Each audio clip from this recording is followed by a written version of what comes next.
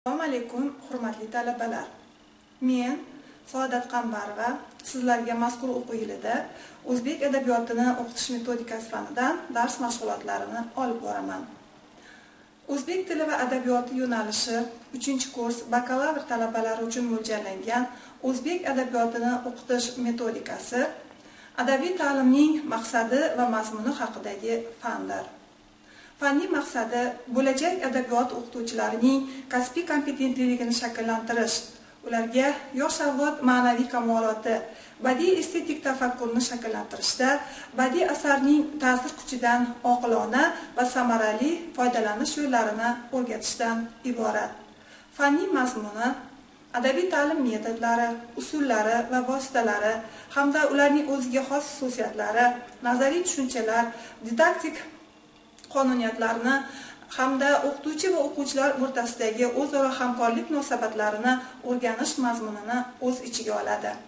5-semestrda biz quyidagilarga alohida e'tibor qaratamiz.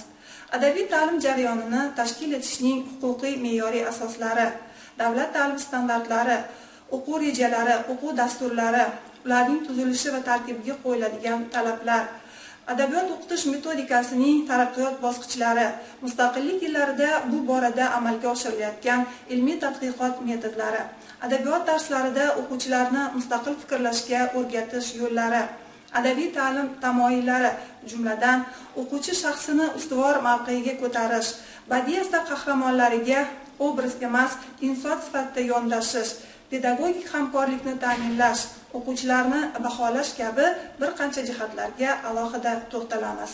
Shuningdek, badiiy asarni o'qishdan o'quvchilarni kashf etish, lazzatini tuydirishga o'rgatish masalalari ham adabiy ta'lim tamoyillarining asosiy xususiyatlaridan biridir.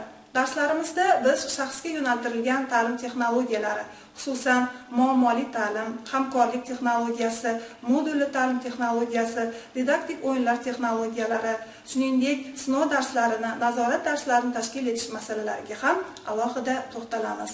Mazkur o'quv yilida, ya'ni 5 va 6-semestrda fanimiz uchun quyidagicha soatlar rejalashtirilgan. Ma'ruza mashg'ulotlari uchun 5-semestrda 20 soat, 6-semestrda 16 soat, jami 36 soat. Amaliy mashg'ulotlar uchun 80 soat, shulardan 5-semestr uchun 40 soat, 6-semestr uchun 40 soat. Laboratoriya mashg'ulotlariga 24 soat vaqt ajratilgan bo'lib, 5-semestrda 12 soat, 6-semestrda 12 soat. Shuningdek, mustaqil ta'lim mavzulari ham o'rin olgan bo'lib, bular 118 soatni tashkil etadi. 5-semestrda 60 soat, 6-semestrda 58 soat.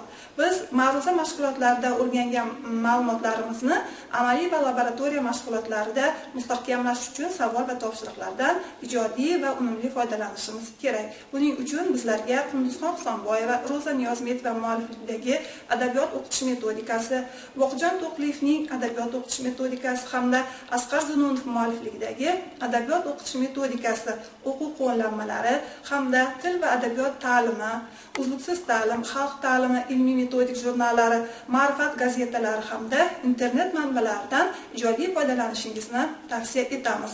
Fanni o'rganishdan kutiladigan natijalar quyidagilardan iborat.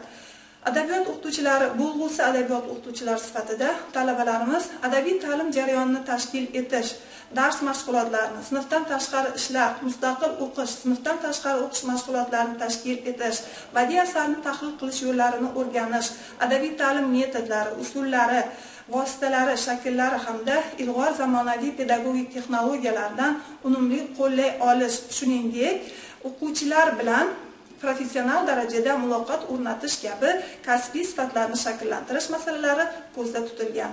E'tiboringiz uchun rahmat.